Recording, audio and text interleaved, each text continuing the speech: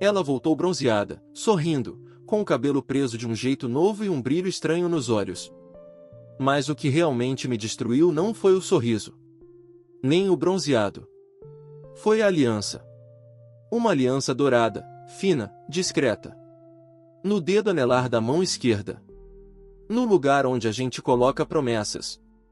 Só que eu nunca fiz essa promessa com ela. E ela nunca me contou de quem era. A viagem era para ser sobre autoconhecimento. Essas foram as palavras dela. Me lembro como se fosse hoje, sentados na varanda do nosso apartamento em San Diego, com 2 taças de vinho barato e uma playlist lo-fi tocando no fundo. Eu preciso de um tempo, amor. Não é sobre nós. É sobre mim. Me desconectar do mundo, me reconectar comigo. Sou profundo. Bonito, até. A Mia sempre teve esse lado meio espiritualizado, meio bowl, meio alma antiga de 28 anos. Já tinha feito retiro de silêncio, trilha sozinha no Novo México, ayahuasca no deserto. Então, quando ela disse que queria viajar sozinha por 2 semanas, eu engoli seco e aceitei. Você vai para onde, exatamente? Costa Rica. Sozinha? Ela riu. Sozinha. Só eu, a mochila, e talvez um grupo de surfistas hippies para me salvar se eu for comida por uma onça. Ri de volta, meio sem graça. Vai fazer o que lá? Surf. Meditação. Dormir em rede. Acordar cedo sem despertador. Talvez tatuar alguma coisa idiota. A Mia sempre teve esse espírito livre. É uma das coisas que me fez me apaixonar por ela.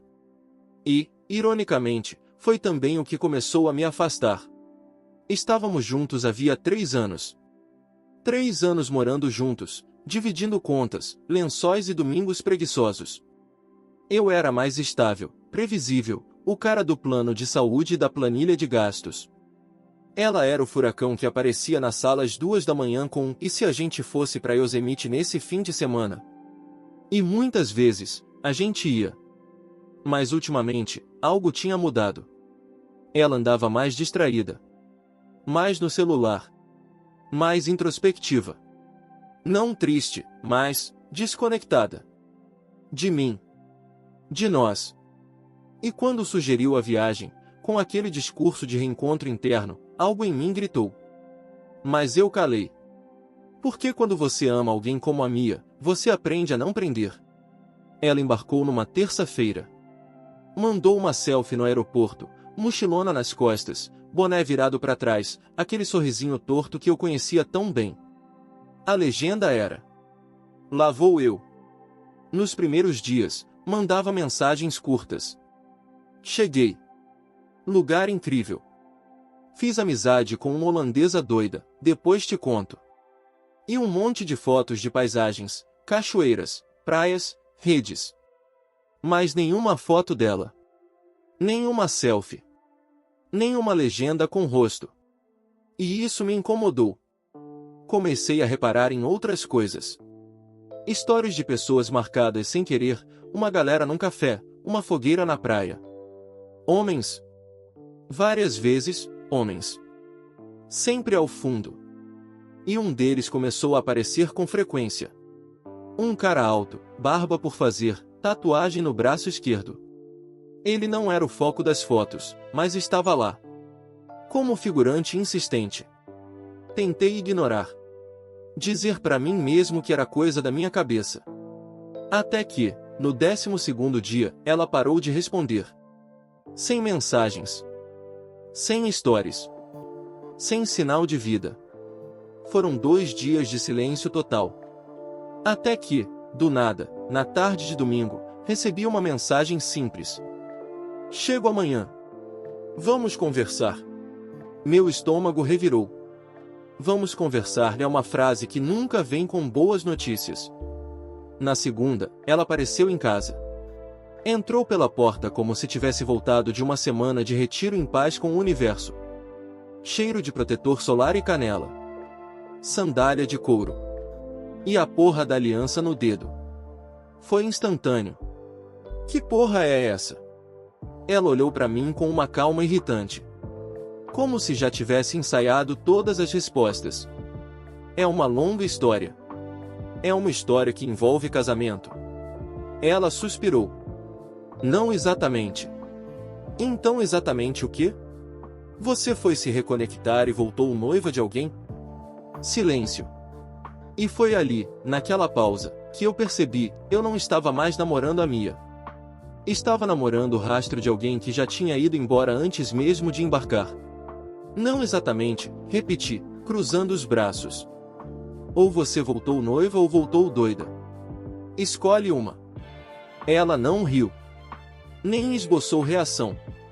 Sentou no sofá com a mesma serenidade de quem está prestes a dar uma notícia de trabalho, não de relacionamento. Você precisa ouvir tudo, Henrique. E, por favor, sem interromper. Eu quero interromper. Mas vai. Me surpreende. Ela respirou fundo, passou a mão nos cabelos ainda úmidos da viagem, e começou. Eu não fui para Costa Rica só para me reconectar. Eu fui para encontrar alguém.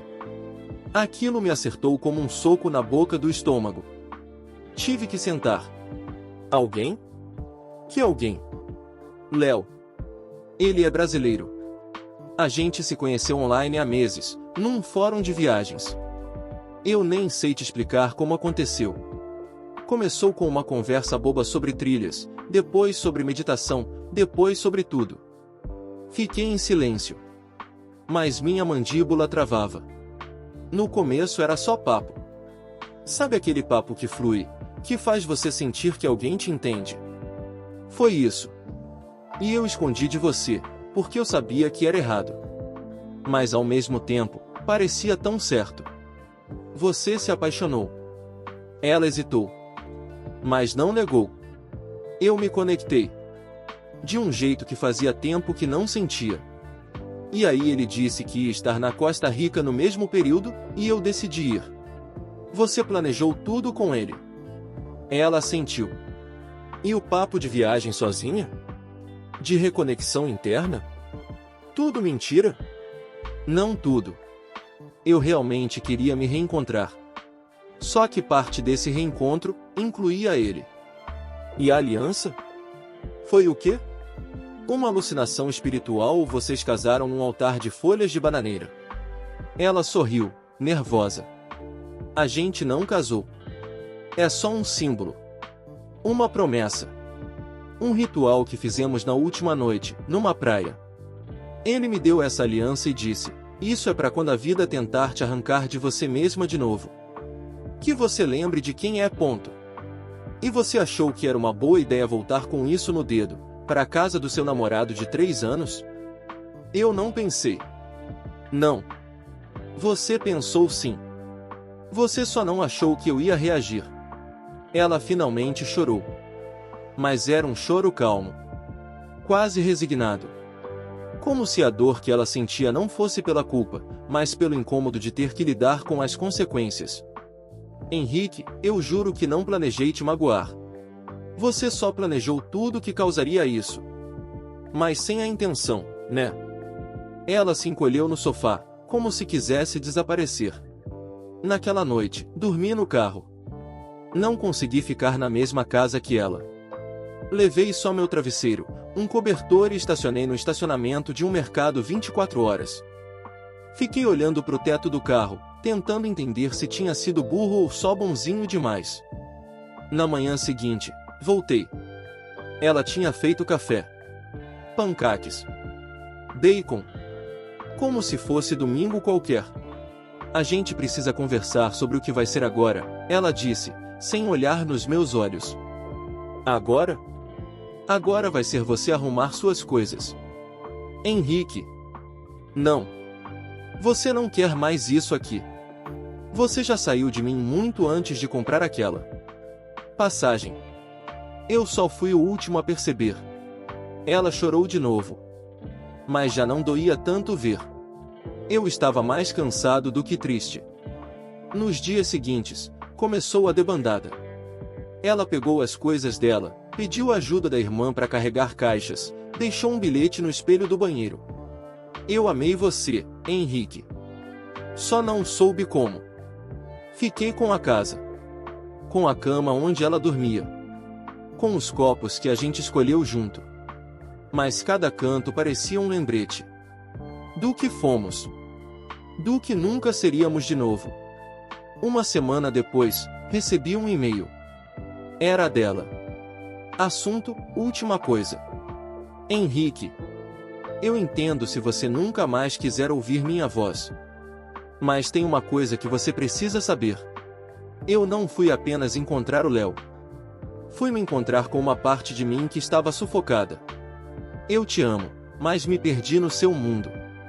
Tudo era seu, o trabalho, os horários, o apartamento, as decisões. E eu me afastei porque me sentia pequena. Léo não é o culpado. Nem você. Fui eu, tentando ser tudo para todos e esquecendo quem eu era. A aliança não foi um casamento. Foi um ritual simbólico. Egoísta, talvez. Mas verdadeiro. Espero que um dia você entenda. Com carinho.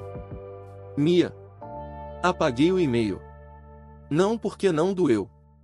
Mas porque, naquele momento, entendi que eu não precisava mais entender nada. Nos dias seguintes à saída da Mia, a casa ficou silenciosa de um jeito incômodo. Não era paz. Era um vazio barulhento, como se tudo dentro das paredes estivesse me lembrando que ela esteve ali, e escolheu ir embora. Eu tentava funcionar no modo automático, acordar, café, trabalho remoto, fingir que estava bem nas reuniões do Zoom. Mas no fundo, eu estava soterrado numa montanha de perguntas sem resposta. Ela me traiu. Não no sentido tradicional, talvez. Não teve cartório, nem motel, nem flagra de hotel. Mas ela me excluiu emocionalmente, envolveu-se com alguém pelas minhas costas, viajou escondendo a intenção, usou a desculpa da reconexão interior para viver uma lua de mel espiritual com outro cara. Se isso não for traição, o que é? Comecei a revirar nossas conversas antigas. WhatsApp, e-mails, prints. Queria entender quando tudo começou a desmoronar, e o mais assustador foi perceber que sempre houve pistas. Março. Uma conversa sobre futuro. Eu tava pensando em a gente fazer uma viagem pro Oregon. Alugar uma van, acampar. O que acha? Ela. Acho incrível. Mas será que a gente não devia tirar um tempo separado também? Tipo, um detox de casal.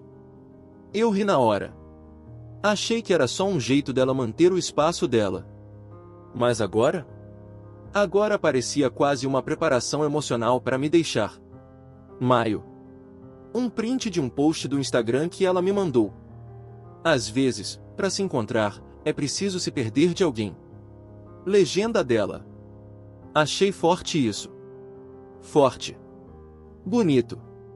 Ensaio de despedida. Procurei pelo tal do Léo.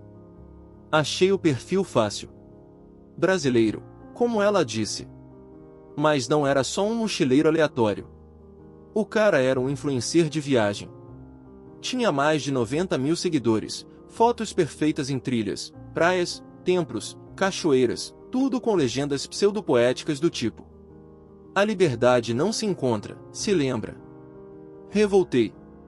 Não porque ele fosse bonito ou famoso, mas porque parecia um personagem. Um cara que vive de vender uma versão estilizada da alma livre. E ela caiu nessa. O mais bizarro? Ele postou uma foto com a Mia. 2 semanas depois da viagem. Caption. Algumas conexões transcendem o tempo. Obrigado por se permitir ser vista. Nos comentários, uma chuva de mulheres inspiradas, e ela mesma, respondendo: obrigada por me lembrar quem eu sou. Sempre. Sempre. Aquilo queimou mais do que qualquer coisa. Ela tinha saído da minha vida, me deixado em ruínas, e lá estava ela, amada, inspirada, vivendo a própria série original do Netflix. A diferença? Na minha, eu era o único espectador. Foi aí que comecei a escrever. Não sabia exatamente por quê. Talvez para desabafar. Talvez para me entender. Mas comecei a montar um documento no Google Docs chamado Coisas que eu devia ter dito. Era tudo que eu quis falar e engoli. Você me culpou por te diminuir, mas nunca me deixou ver onde você se escondia. Você disse que se perdeu no meu mundo, mas nunca me convidou pro seu. Você escolheu alguém que vive de parecer profundo, mas nem teve coragem de mergulhar comigo quando eu estava afundando. O documento virou uma catarse. Escrevi a madrugada adentro. Às vezes chorando, às vezes rindo de raiva. E um dia, compartilhei um trecho num grupo de apoio no Reddit, num post anônimo. Recebi mais de 2.000 comentários. Gente dizendo: você não tá sozinho. Ela manipulou, sim. Essa história me destruiu porque é idêntica à minha. Pela primeira vez, me senti compreendido. E foi também aí que surgiu a virada. Recebi uma DM no Reddit. Uma usuária chamada @brokenbutintak me escreveu: você não me conhece, mas sua história me fez sair de uma relação onde eu estava presa fazia 4 anos. Obrigada. Você acha que perdeu, mas você salvou alguém. Eu li aquela mensagem umas 20 vezes. Talvez o fim da Mia e eu não tivesse sido só para mim. Talvez serviria para mais alguém. E se o que eu achava ser fraqueza fosse, na verdade, força? Decidi compartilhar mais. Abri um blog. Escrevi com pseudônimo. Transformei minhas dores em crônicas. E, aos poucos, as pessoas começaram a ler. Comentar. Dividir também. Enquanto isso, a Mia reapareceu. Claro que reapareceu. Primeiro, uma curtida numa foto minha. Depois, uma mensagem.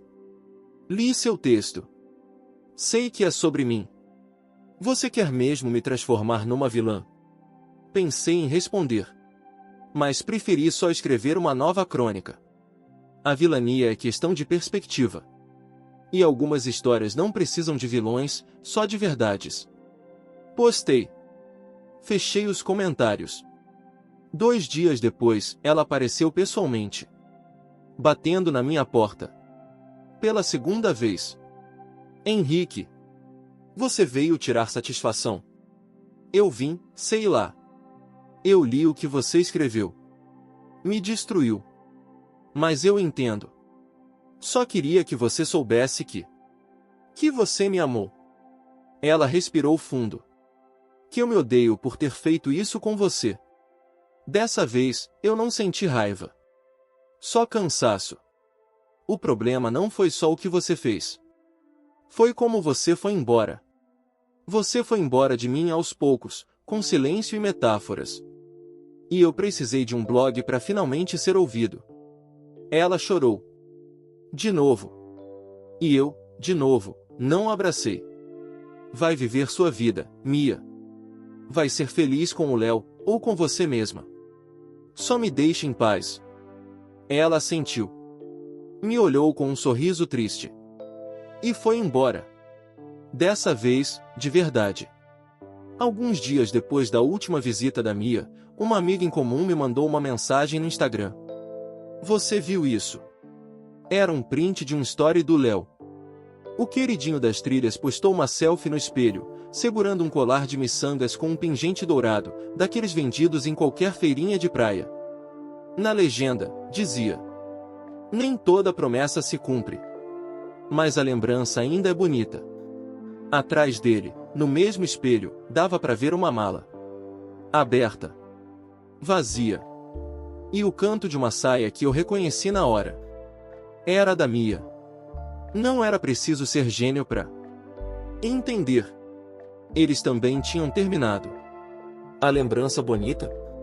A tal aliança. A promessa? Virou souvenir. Sentei na cama e ri. Não de escárnio. Mas daquela risada vazia, meio cínica, que a gente solta quando percebe que finalmente saiu do olho do furacão. Ali, caiu a ficha. Eu não era mais o cara abandonado. Eu era o cara que sobreviveu. Voltei pro meu blog e escrevi um texto chamado A Mala da Mia. Ela chegou aqui cheia de certezas, e saiu carregando uma bagagem que nem era dela. Depois passou por outro alguém, outro cenário, outras promessas. No fim, todos nós fomos mala de mão em alguma viagem emocional dela. Mas malas também aprendem a andar sozinhas. E eu fui. Esse post viralizou mais do que todos os outros. Gente compartilhando, marcando, repostando. Recebi até convite para participar de um podcast sobre relacionamentos. Falei sobre perdão, sobre silêncio, sobre como a traição emocional é mais difícil de explicar, mas muito mais comum do que as pessoas admitem. Naquela gravação, deixei escapar uma frase que o host repetiu como se fosse um mantra. Nem todo abandono vem com porta batida.